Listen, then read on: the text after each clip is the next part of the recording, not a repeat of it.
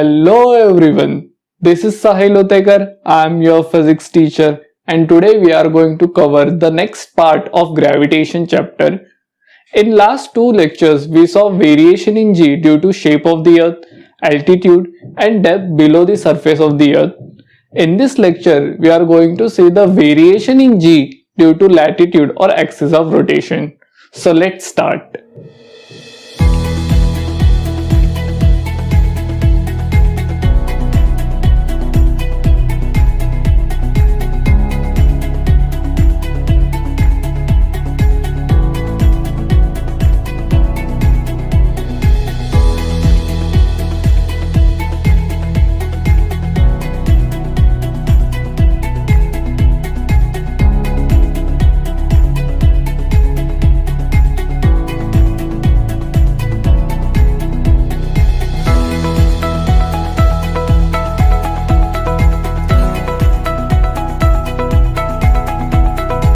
First, we should know the exact meaning of latitude.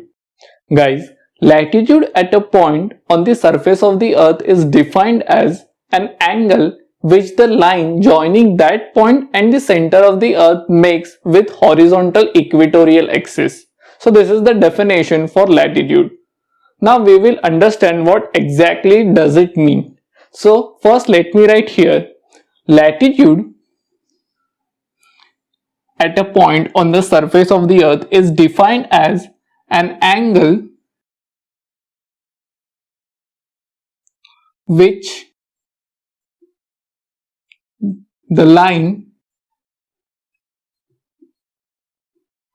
joining that point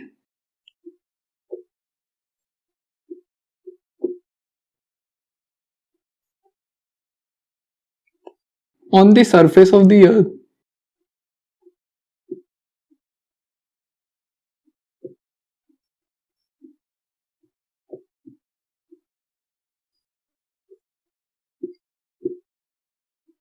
and the center of the earth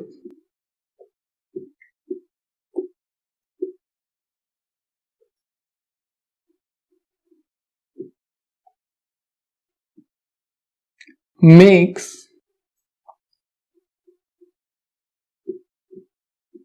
with equatorial axis.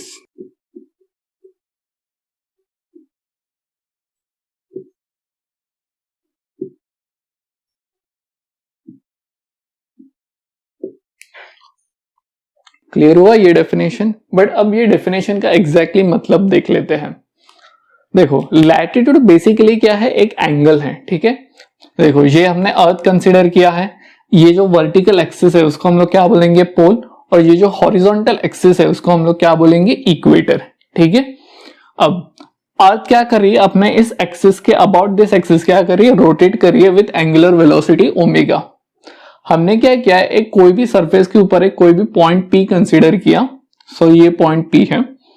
अब इस point को, अब latitude का मतलब देखना, latitude को कैसे डिफाइन किया है? An angle which the line joining the point on the surface of the earth. So surface के ऊपर हमने ये पॉइंट P कंसीडर किया है. उस पॉइंट से हमें एक लाइन ड्रॉ करनी है. कहां तक जाना है वो line? And the centre of the अर्थ. इस पॉइंट, एक पॉइंट सरफेस पे कंसीडर किया था पॉइंट P.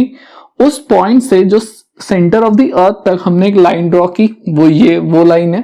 अब इस लाइन ने जो हॉरिजॉन्टल एक्सिस है, जो इक्वेटोरियल एक्सिस है, इसके साथ कितना एंगल बनाया? That angle is known as latitude. Clear हो रहा है मैं क्या बोल रहा हूं? देखो वापस, सरफेस के ऊपर क्या करना है? एक पॉइंट कंसीडर करना है. उस पॉइंट से सेंटर ऑफ द अर्थ तक हमें एक लाइन ड्रॉ करनी है. क्लियर हो रहा है? इस लाइन ने जो इक्वेटोरियल एक्सिस होता है उसके ऊपर कितना एंगल बनाया? That angle is known as latitude. Understood? Next, अब यहां पे देखना, हमने लैटिट्यूड का एग्जैक्टली मतलब हम लोग देख चुके हैं. बट हमें अभी ये देखना है कि बिकॉज ऑफ लैटिट्यूड और because of rotation of the earth acceleration due to gravity में चेंजेस क्यों आते हैं, वो हमें रीजन पहले पता करेंगे, फिर हम लोग ये डेरिवेशन और इस डायग्राम को अच्छे से देखेंगे. ठीक है, तो अब यहाँ पे फोकस करना. दिस इज आवर ब्यूटीफुल अर्थ. ठीक है, तो ये यहाँ पे देखो, ये एक्चुअली थोड़ा इंक्लाइंड है. ये जो एक्सिस है ना, ये ऐसे, ये पॉइंट और ये पॉइंट्स, ये दो पॉइंट में से मान लो एक कोई एक्सिस पास हो रहा है, उस वर्टिकल एक्सिस को हम लोग क्या बोलेंगे, पोल है, ठीक है, वो पोल है। और ये जो पॉइंट है ना, ऐसे इस फिंगर से इमेजिन करना है, कैसे हॉरिजॉन्टल रॉड जा रहा है, उस एक्सिस को हम लोग क्या बोलेंगे, इक्वेटर। क्लियर हो रहा है? अब हमें ये पता है कि अर्थ अराउंड द सन क्या करती है, सर्कुलर मोशन परफॉर्म करती है, प्लस उसका जो खुद का एक्सिस है, पोलर एक्सिस है, अबाउट दैट एक्सिस अर्थ क्या करती है, रोटेट करती है। तो ये रोटेशन की वजह से देखो, अब इमेजिन करना, इमेजिन यहां पे देखो नॉर्थ लिखा हुआ है, ठीक है, ये नॉर्थ पॉइंट यहां पे लिखा हुआ है, ठीक है। जैसे मैं अर्थ को ऐसे रोटेट करूंगा, रोटेट करने की वजह से क्या हो रहा है, जो वो सरफेस के ऊपर जो भी पॉइंट था वो क्या कर रहा है, सर्कुलर मोशन परफॉर्म कर रहा है। देखो तो सबसे पहले नॉर्थ पॉइंट यहां पे था, ठीक है, ये नॉर्थ पॉइंट, अब मैं इसको रोटेट कर रहा हूं अर्थ को, ठीक है, रोटेट हो रहा है, हो रहा है, हो रहा है, और रोटेट होते होते इस नॉर्थ पॉइंट ने एक सर्कुलर मोशन परफॉर्म कर दिया। और हमें पता है जब कोई भी बॉडी सर्कुलर मोशन परफॉर्म करती है तो उस बॉडी के ऊपर along the radius but away from the centre एक फोर्स एक्ट होता है, and that force is nothing but centrifugal force. और इस सेंट्रीफ्यूगल फोर्स के वजह से जो बॉडी का अपैरेंट वेट होता है ना, वो डिक्रीज होता है। देखो बॉडी के ऊपर जो एक एक्सेलरेशन ड्यू टू ग्रेविटी कैसे एक्ट करता है, along the radius and towards the centre of the अर्थ। देखो जी कैसे एक्ट कर रहा होगा, towards the centre of the अर्थ, इस डायरेक्शन में जी एक्ट कर रहा है। और इसके एग्जैक्टली अपोजिट डायरेक्शन में जो सेंट्रीफ्यूगल एक्सेलरेशन होगा वो एक्ट हो रहा होगा, और जिसके वजह से बॉडी का जो अपैरेंट वेट है वो डिक्रीज होगा। Weight is equal to mg होता है, मास तो कांस्टेंट रहता है, मतलब एक्सेलरेशन ड्यू टू ग्रेविटी में चेंजेस आ रहे हैं। और इसी के वजह से जो variation in g due to latitude हमें पढ़ना है, ठीक है, कि लैटिट्यूड के वजह से एक्सेलरेशन ड्यू टू ग्रेविटी में क्या होते हैं, चेंजेस आने लगते हैं। अगर मान लो अर्थ एट रेस्ट पे होती, अर्थ रोटेट नहीं करती, तो अर्थ के ऊपर जितने भी सरफेस के ऊपर आप अगर कोई भी पॉइंट कंसिडर करते तो वो सर्कुलर मोशन परफॉर्म नहीं करते, और अगर सर्कुलर मोशन परफॉर्म नहीं करते तो उनके ऊपर सेंट्रीफ्यूगल फोर्स या फिर सेंट्रीफ्यूगल एक्सेलरेशन एक्ट नहीं करता, जिसके वजह से जो बॉडी का वेट था वो कांस्टेंट रहता। क्लियर हो रहा है ये कॉन्सेप्ट? अब हम लोग इसका पूरा डेरिवेशन और उसके मैथमेटिकल फॉर्मूला डेवलप करेंगे। बट रीजन क्लियर हुआ कि लैटिट्यूड के वजह से या फिर because of rotation of the earth acceleration due to gravity में चेंजेस क्यों आते हैं, ठीक है। नेक्स्ट अब डेरिवेशन स्टार्ट करते हैं। देखो consider a body of mass m placed at point P। एक हमने बॉडी कंसीडर की है जिसका मास है m, और उस बॉडी को हमने पॉइंट P के ऊपर रखा है, ठीक है। अब हमें पता है, हमने अभी देखा अर्थ क्या कर रहा है, रोटेशनल मोशन परफॉर्म कर रहा है विद एंगुलर वेलोसिटी ओमेगा। तो जैसे अर्थ रोटेट करेगा, अर्थ के सरफेस के ऊपर जो भी पॉइंट होंगे वो क्या परफॉर्म करेंगे, सर्कुलर मोशन परफॉर्म करेंगे। तो पॉइंट P भी क्या कर रहा है, सर्कुलर मोशन परफॉर्म कर रहा है, ठीक है। तो ये जो डॉटेड सर्कल है, ये जो डॉटेड दिख रहा है वो पॉइंट P का सर्कल है, ठीक है। R is radius of that circle and Q is the center, ठीक है। अब since point P is performing circular motion, उस point P के ऊपर along the radius, ये radius है वो, along the radius and away from the center, देखो along the radius, इस लाइन के along, ठीक है, इस लाइन के along, but away from the center, इस डायरेक्शन में एक सेंट्रीफ्यूगल एक्सेलरेशन एक्ट करेगा। उसका वैल्यू क्या होगा, ओमेगा स्क्वायर आर या फिर वी स्क्वायर बाय आर, कुछ भी चल सकता है। So omega square R. अब इस सेंट्रीफ्यूगल एक्सेलरेशन को आपको दो कंपोनेंट्स में डिवाइड करना है। सो जिसके साथ अल्फा होगा वो होगा कॉस अल्फा। सो ये कंपोनेंट क्या बनेगा, omega square R cos alpha, ठीक है। पॉइंट P का वो जो बॉडी है उसका अपना कुछ एक वेट है, और वो वेट कैसे एक्ट करेगा, towards the centre of the earth, ठीक है। सो ये G है, acceleration due to gravity towards the centre of the earth. अब इस पॉइंट P के ऊपर यानी उस बॉडी के ऊपर जो भी रिजल्टेंट एक्सेलरेशन होगा उसकी वैल्यू क्या होगी, रिजल्टेंट एक्सेलरेशन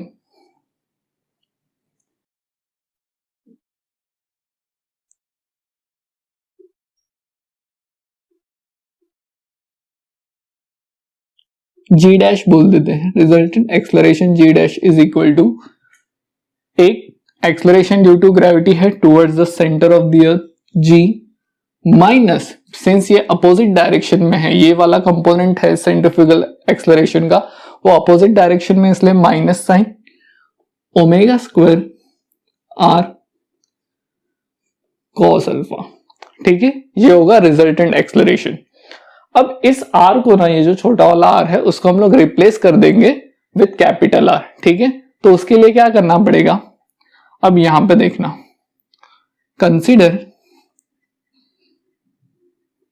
इन ट्राइंगल, ये राइट एंगल ट्राइंगल कंसीडर करना, POQ, in triangle POQ cos alpha use करना, cos alpha, cos alpha is equal to, cos क्या होता है, adjacent upon hypo. So adjacent क्या है, ये वाले ट्राइंगल में देखना, कॉस अल्फा हमें फाइंड आउट करना है। सो एडजेसेंट आर होगा, adjacent R upon capital R radius of the earth. So यहां से स्मॉल आर क्या आएगा, कैपिटल आर कॉस अल्फा। ठीक है, ये आया। अब इसकी वैल्यू यहां पे पुट कर देना, therefore resultant acceleration g dash is equals to g minus omega square, R की जगह, इस आर की जगह हमें ये पुट करना है। ठीक है, R cos alpha. So R cos alpha already यहां पे है, प्लस और एक कॉस अल्फा से हम लोग मल्टीप्लाई कर रहे हैं, तो वो क्या हो जाएगा, कॉस स्क्वायर अल्फा। सो ये हमारा फाइनल फॉर्मूला हुआ, g dash is equals to, this is our final formula, g dash is equals to g minus omega square R cos square alpha. इस फॉर्मूला को ऑब्जर्व करना, g dash is equals to g क्या है, acceleration due to gravity at the surface of the earth, उसकी value क्या है, 9.8 metres per second square constant, minus omega is the angular velocity of the earth, उसकी भी value constant है, R radius of the earth again constant. ये जो है मतलब g की वैल्यू किसके ऊपर डिपेंड करी है, अल्फा के ऊपर, अल्फा यानी लैटिट्यूड के ऊपर। जैसे जैसे इस अल्फा की वैल्यू चेंज होती जाएगी, देखो हमने यहाँ पे पॉइंट कंसीडर किया था तब अल्फा ये था, बट जैसे जैसे आप कोई दूसरा पॉइंट कंसीडर करोगे, जैसे जैसे ये पॉइंट चेंज होता जाएगा वैसे वैसे अल्फा की वैल्यू चेंज होगी। और सिमिलरली अल्फा की वैल्यू जब यहाँ पे आप पुट कर दोगे तो एक्सेलरेशन ड्यू टू ग्रेविटी की वैल्यू चेंज होती जाएगी। क्लियर हुआ? अब आगे देखते हैं। देखो एट इक्वेटर अब दो स्पेशल केस कंसीडर करते हैं, इक्वेटर के ऊपर और पोल के ऊपर। एट इक्वेटर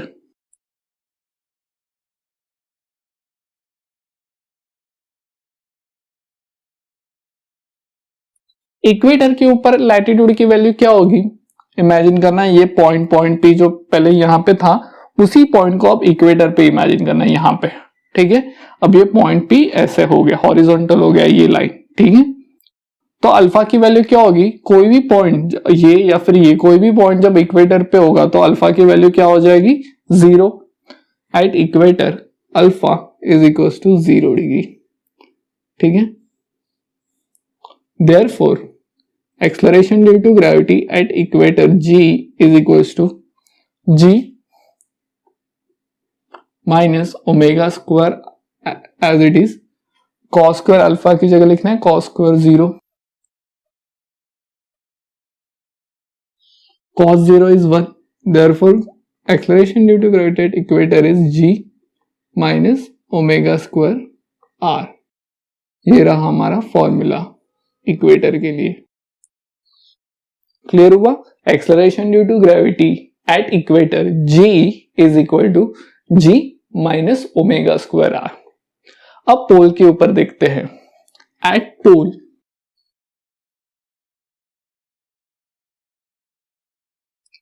अब पोल के ऊपर लैटिट्यूड की वैल्यू कितनी है, इमेजिन करना ये पॉइंट यहां पे है, यहां पे, ठीक है। पोल के ऊपर यहां पे या फिर यहां पे है, ठीक है। तो ये एंगल सीधा कितना हो जाएगा, इक्वेटोरियल। हमें लैटिट्यूड कैसे होता है, उस वो पॉइंट और सेंटर ऑफ द अर्थ को कनेक्ट करने के लिए ये लाइन, देखे ये लाइन ने हॉरिजॉन्टल एक्सिस के साथ कितना एंगल बना है उसी को हम लोग लैटिट्यूड बोलते हैं। तो ये एंगल कितना हो जाएगा, सीधा 90। देखो इसी पॉइंट को यहां पे इमेजिन करना, ठीक है। तो ये लाइन और ये इक्वेटर है उसके बीच में कितना एंगल हो जाएगा, 90। therefore at pole alpha latitude is 90 degree. So formula क्या आएगा, gp is equals to g minus omega square r cos square 90. ठीक है, cos 90 is 0, therefore gp is equals to g exact as it is value जितनी surface पे थी 9.8 metres per second square. Clear हुआ, मतलब पोल के ऊपर उसका कुछ भी इफेक्ट नहीं हुआ है. ठीक है, क्लियर हुआ ये topic. Now we will see some important points related to this topic.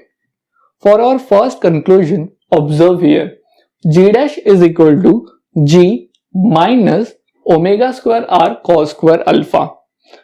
अब इस फॉर्मूला में g ओमेगा r ये तीनों क्या थे, कांस्टेंट थे. मतलब g की वैल्यू किसके ऊपर डिपेंड कर रही थी, cos स्क्वायर अल्फा के ऊपर. अगर cos स्क्वायर अल्फा की अगर हमने मैक्सिमम वैल्यू पुट कर दी तो हमें जो भी मैक्सिमम इफेक्ट होगा रोटेशन ऑफ द अर्थ का वो हमें मिल जाएगा. और वो मैक्सिमम वैल्यू कहां पे होती है, हमने जस्ट देखा था, वो वैल्यू इक्वेटर के ऊपर होती है. तभी तो formula g minus omega square आ रहा था. तो यही हमारा फर्स्ट कंक्लूजन है, the effect of rotation of the earth on the value of g at equator is maximum. So this is our first conclusion. The effect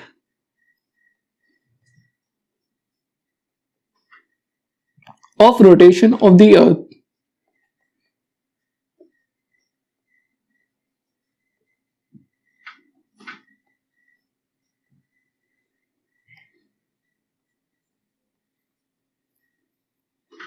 on the value of g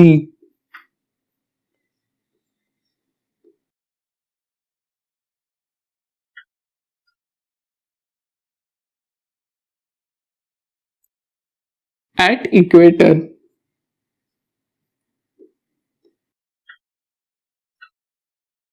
is maximum.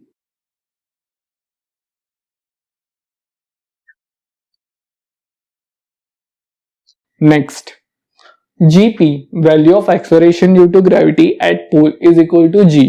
मतलब rotation of the earth का pole के ऊपर जो भी value of acceleration due to gravity है उसके ऊपर कुछ भी असर नहीं हुआ, इफेक्ट जीरो है. So this is our next conclusion, there is no effect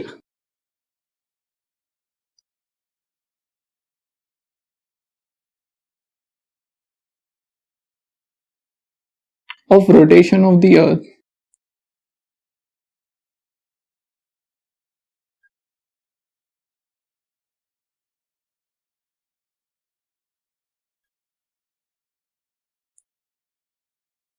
on the value of g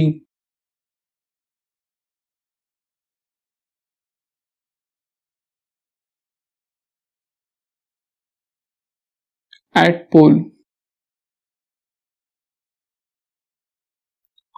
ठीक है, नेक्स्ट इमेजिन करना एक बॉडी है, वो पहले इक्वेटर पे थी और फिर इक्वेटर से हमने उसको पोल साइड लेके गए. तो हमें इतना पता है जी जो है एक्सलरेशन ड्यू टू ग्रेविटी है वो इक्वेटर पे मिनिमम रहता है और पोल के ऊपर मैक्सिमम रहता है. सो जैसे हम लोग इक्वेटर से पोल साइड चले जाएंगे उस बॉडी का वेट क्या हो जाएगा, इंक्रीज होते जाएगा. अब हमें देखना है कि वो exact amount increase in weight हमें निकालना है. ठीक है, व्हेन, यही हमारा थर्ड पॉइंट है, when a body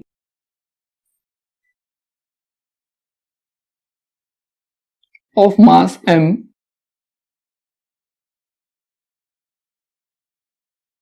is moved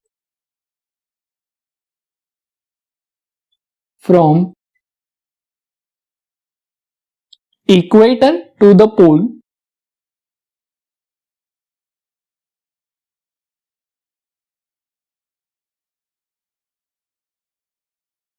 its weight increases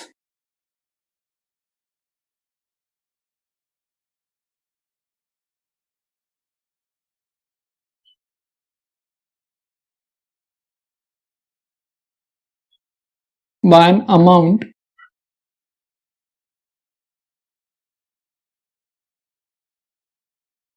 given by.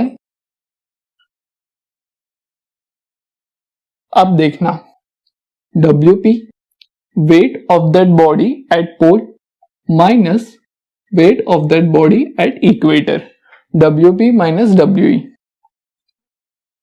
mg weight का फॉर्मूला क्या होता है, mgp माइनस mg, ठीक है, m को कॉमन ले लेना, सो m gp माइनस g, ठीक है।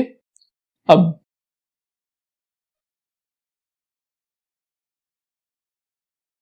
gp की वैल्यू क्या है, यहां पे देखना, gp is equal to g, so g minus, अब g की वैल्यू यहां पे है, g की value g minus omega square r, ठीक है। अब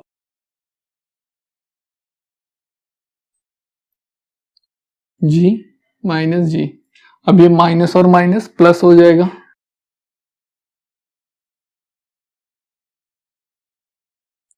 सो g और माइनस g कैंसिल,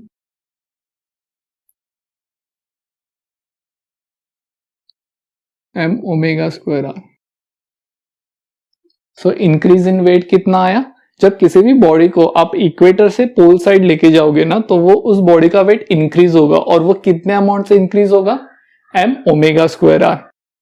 अब इस ओमेगा स्क्वायर r की भी एक डेफिनेट वैल्यू है, और वो है 0.034। जब न्यूमेरिकल या फिर एमसीक्यू सॉल्व करना होगा तो आप ओमेगा स्क्वायर r की वैल्यू को 0.034 कंसीडर कर सकते हो। Our next topic is weightlessness due to rotation of the earth. नाम सुन के आपको पता चला होगा कि ये टॉपिक बहुत ही इंटरेस्टिंग होने वाला है। So let's start. Value of acceleration due to gravity at equator के लिए जस्ट नाउ हमने एक फॉर्मूला डिराइव किया था।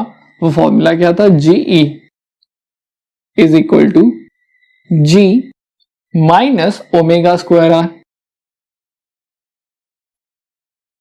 ये फॉर्मूला हमने अभी थोड़ी देर पहले डिराइव किया था। अब इस फॉर्मूला को ऑब्जर्व करना, g acceleration due to gravity at the surface of the earth, उसकी वैल्यू क्या है 9.8 metres per second square which is a constant. Omega angular velocity of the earth and R radius of the earth. तो g और are दोनों ही क्या है, constant है। जैसे जैसे हम लोग इस ओमेगा एंगुलर वेलोसिटी को इंक्रीज करेंगे वैसे वैसे ये जो टर्म है ना ओमेगा स्क्वायर आर, ये पूरा टर्म इंक्रीज होता जाएगा, इस टर्म की वैल्यू इंक्रीज होगी। और सिमिलरली जैसे ये इंक्रीज होगा g minus omega square R, g से आप जब बड़ी टर्म को माइनस करोगे तो ये पूरा g minus omega square R, ये पूरा टर्म क्या हो जाएगा, उसकी वैल्यू डिक्रीज होना स्टार्ट हो जाएगी। मतलब ही जैसे जैसे हम लोग ओमेगा को इंक्रीज करेंगे वैसे वैसे एक्सेलरेशन ड्यू टू ग्रेविटी की वैल्यू भी डिक्रीज होना स्टार्ट हो जाएगी। तो हमें क्या करना है, एक ऐसी ओमेगा की वैल्यू फाइंड आउट करनी है जिस एंगुलर वेलोसिटी के साथ अगर अर्थ ने रोटेट करना स्टार्ट किया तो इक्वेटर के ऊपर जितने भी ऑब्जेक्ट्स है, बॉडीज है, वो सारे के सारे वेटलेस फील करना स्टार्ट करेंगे। मजा आ रहा है ना, स्टार्ट करते हैं। देखो g acceleration due to gravity at equator हमें जीरो कर देना है, zero is equal to g minus omega square R. Therefore omega square R is equal to g. Okay, तो फॉर्मूला क्या आ जाएगा, omega is equal to under root of g by R. ये रही वो एंगुलर वेलोसिटी। अगर इस velocity के साथ अर्थ ने रोटेट करना स्टार्ट कर दिया तो इक्वेटर के ऊपर जितने भी ऑब्जेक्ट्स है वो सारे के सारे वेटलेस फील करना स्टार्ट कर देंगे। ठीक है, सिंस ओमेगा का हमें फॉर्मूला पता है, omega is equal to 2 pi T, 2 pi by T, T means time period. Therefore ठीक है, under root of g by R is equals to 2 pi by t. Therefore time period t is equals to 2 pi under root of, ये term यहां पे जाके inverse हो जाएगा, so under root of r by g।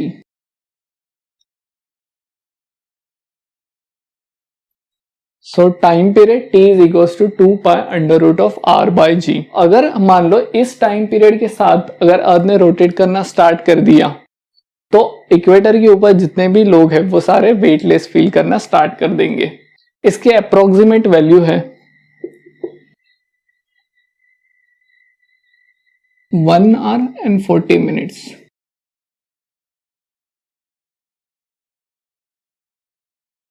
मतलब अगर 24 घंटों की जगह अगर एक दिन का जो टाइम है वो अगर 1 घंटा और 40 मिनट का हो जाएगा तो फिर इक्वेटर के ऊपर जितने भी ऑब्जेक्ट्स है वो सारे के सारे वेटलेस फील करना स्टार्ट कर देंगे। क्लियर हो रहा है ये पूरा का पूरा टॉपिक? क्लियर?